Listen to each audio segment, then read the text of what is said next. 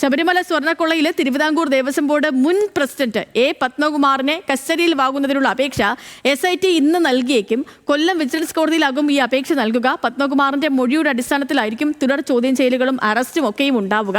അതേസമയം അറസ്റ്റിലായ മുൻ ദേവസ്വം കമ്മീഷണർ N വാസു, മുൻ തിരുവാഭരണ കമ്മീഷണർ KS ബൈജു ഇവരുടെ ജാമ്യാപേക്ഷകളും ഇന്ന് കൊല്ലം വിജിലൻസ് കോടതി പരിഗണിക്കും. ഇപ്പം കോടതിയുടെ പരിഗണനയിൽ ശബരിമല സ്വർണ്ണക്കൊള്ളയുമായി ബന്ധപ്പെട്ടുള്ള ഒരുപാട് കാര്യങ്ങൾ വരുന്ന ഒരു ദിവസമാണിന്ന്. അഞ്ജു ജയപ്രകാശ് കാര്യങ്ങൾ കൂടുതൽ വ്യക്തമായി പറഞ്ഞു തരാം. Anju, good morning. ഈ പറഞ്ഞതുപോലെ ശബരിമല സ്വർണ്ണക്കൊള്ളയുമായി ബന്ധപ്പെട്ട് വിവിധ ആളുകളുടെ കസ്റ്റഡി അപേക്ഷകൾ, ജാമ്യാപേക്ഷകൾ ഒക്കെയും വിവിധ കോടതികളിൽ വരുന്നൊരു ദിവസമാണിന്ന്. അന്വേഷണ സംഘത്തിന്റെ അടുത്ത നീക്കം എങ്ങനെയാണ്? എ പത്മകുമാറിൽ നിന്ന് ലഭിക്കുന്ന ലീഡ് അത് ഈ കേസിൽ ഏറെ നിർണായകമാകുമല്ലോ.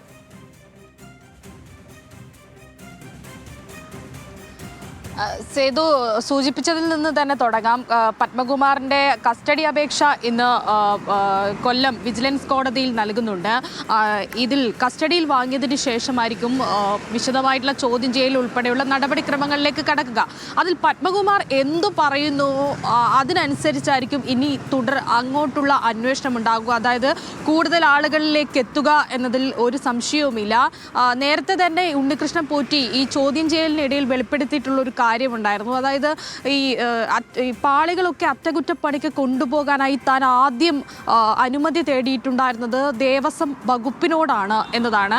അപ്പോൾ ഇക്കാര്യങ്ങളൊക്കെ കൃത്യമായി പരിശോധിക്കണമെങ്കിൽ ദേവസ്വം ബോർഡ് പ്രസിഡന്റ് ഉൾപ്പെടെയുള്ള ആളുകളോട് അത് ചോദിച്ചറിയേണ്ടതുണ്ട്. അപ്പോൾ അത്തരത്തിലാണ് പത്മകുമാർ ആ സമയത്ത് പത്മകുമാർ ഉൾപ്പെടെയുള്ള ആളുകളോട്, വാസു ഉൾപ്പെടെയുള്ള ആളുകളോടൊക്കെ അത് കൃത്യമായി SIT സംഘം ചോദിച്ചിട്ടുള്ളത്. അതിനൊക്കെ ഈ കിട്ടിയിട്ടുള്ള മൊഴികളൊക്കെ ഇരുവരും പറയുന്നതൊക്കെ ഒരുപോലെയാണോ, അല്ലെങ്കിൽ മറ്റ് മൊഴികളിലൊക്കെ എന്തൊക്കെ വൈരുദ്ധ്യമുണ്ട് എന്നടക്കമുള്ള കാര്യങ്ങളാണ് പോലീസ് കൃത്യമായി പരിശോധിക്കുന്നത്. ആ പരിശോധനകൾ അടുത്ത തലത്തിലേക്ക് പോകും. അതായത് പത്മകുമാറിന്റെ ചോദ്യം ചെയ്യലിന് ശേഷമായിരിക്കും ഇനി അങ്ങോട്ടുള്ള അറസ്റ്റും തുടർ നടപടികളും ഒക്കെ ഉണ്ടാവുക. അതുകൂടാതെ തന്നെ ഇന്ന് സേതു സൂചിപ്പിച്ചതുപോലെ കോടതിയിൽ ഈ കസ്റ്റഡി അപേക്ഷ മാത്രമല്ല 2 ജാമ്യാപേക്ഷകളും എത്തുന്നുണ്ട്. അത് മുൻ കമ്മീഷണറായിട്ടുള്ള ദേവസ്വം കമ്മീഷണറായിട്ടുണ്ടായിരുന്ന വാസുവിൻ്റെയും ഒപ്പം തന്നെ തിരുവാഭരണം കമ്മീഷണറായിട്ടുണ്ടായിരുന്ന KS ബൈജുവിൻ്റെയുമാണ്. ഈ 2 ജാമ്യാപേക്ഷകളും കോടതി ഇന്ന് പരിഗണിക്കുന്നുണ്ട്. അതുകൂടി കോടതിയുടെ ഭാഗമായിട്ടുണ്ട്. കൂടാതെ തന്നെ കഴിഞ്ഞ ദിവസങ്ങളിൽ ഈ പരിശോധന നടത്തിയിട്ടുണ്ടായിരുന്നു പത്മകുമാറിൻ്റെ.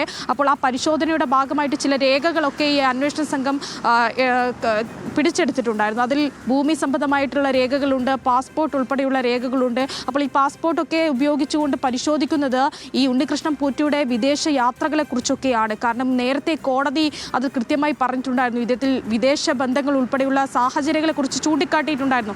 അത്തരത്തിൽ എന്തെങ്കിലും സാധ്യതകൾ കൂടിയാണ് അന്വേഷണ സംഘം പരിശോധിക്കുന്നത്. അപ്പോൾ വിദേശ യാത്രകൾ ഉൾപ്പെടെ കൃത്യമായി പരിശോധിക്കും. മാത്രമല്ല ഈ ഭൂമി സംബന്ധമായിട്ടുള്ള രേഖകളൊക്കെ, ഈ സ്വത്ത് സമ്പാദനമൊക്കെ ഏത് തരത്തിലാണ്, ഇതിലൊക്കെ ഈ സ്വർണ്ണക്കൊള്ളിയുമായിട്ട് ഏതെങ്കിലും തരത്തിൽ ബന്ധമുണ്ടോ എന്നതൊക്കെയാണ് കൃത്യമായി പരിശോധിക്കുന്നത്. അതുകൂടി പരിശോധനയുടെ ഭാഗമായിട്ട് പുരോഗമിക്കുന്നുണ്ട്. എന്തായാലും അന്വേഷണം ദ്രുതഗതിയിൽ പോകുകയാണ്. ഈ കസ്റ്റഡിയിൽ വാങ്ങിയതിന് ശേഷം വരും മണിക്കൂറുകളിൽ മൊഴികൾ നിർണായകമായിട്ട് മാറും എന്നതാണ് ഏറ്റവും പ്രധാനപ്പെട്ട കാര്യം. അത് ഇനിയിപ്പോൾ കസ്റ്റഡിയിൽ വാങ്ങി ചോദ്യം ചെയ്തതിനു ശേഷമായിരിക്കും നടക്കുക. ഒപ്പം തന്നെ കഴിഞ്ഞ ദിവസങ്ങളിലുള്ള സാക്ഷി ജയറാമിനെ സാക്ഷിയാക്കാനുള്ള നീക്കം അത് ഉടൻ തന്നെ ഉണ്ടാകുമെന്നാണ് മനസ്സിലാക്കാൻ സാധിക്കുന്നത്. പിന്നീടായിരിക്കും അടുത്ത ആളുകളിലേക്ക് ചോദ്യം ചെയ്യുക.